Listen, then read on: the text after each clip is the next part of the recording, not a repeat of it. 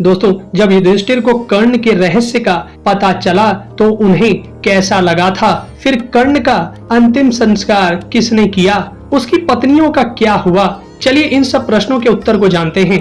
इस कथन का वर्णन महाभारत ग्रंथ के स्त्री पर्व में मिलता है।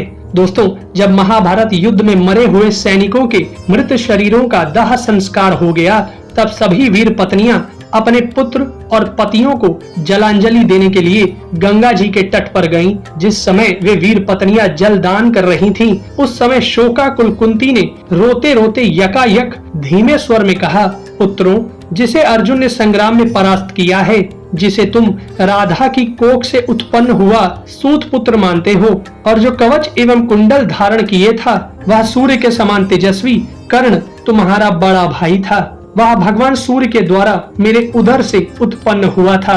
उसके लिए तुम जलांजलि दो। दोस्तों, माता के ये अप्रिय वचन सुनकर सभी पांडव कर्ण के लिए शोकाकुल होकर बड़े उदास हो गए।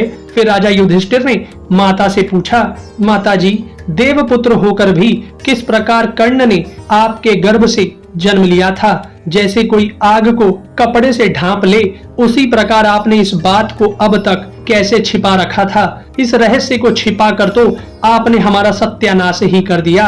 आज कर्ण की मृत्यु से हम सभी भाइयों को बड़ा दुख हो रहा है।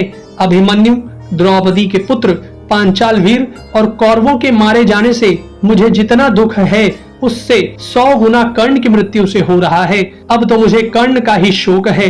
उससे मैं ऐसे जल रहा हूँ मानो किसी ने आग लगा दी हो। यदि हमें यह बात मालूम होती तो हमारे लिए पृथ्वी की तो क्या, स्वर्ग की भी कोई भी वस्तु अप्राप्य नहीं रहती।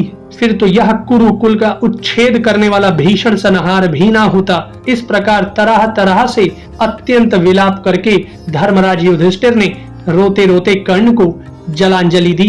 दोस्तों, उस समय वहां सहसा सभी स्त्रियां रो पड़ी।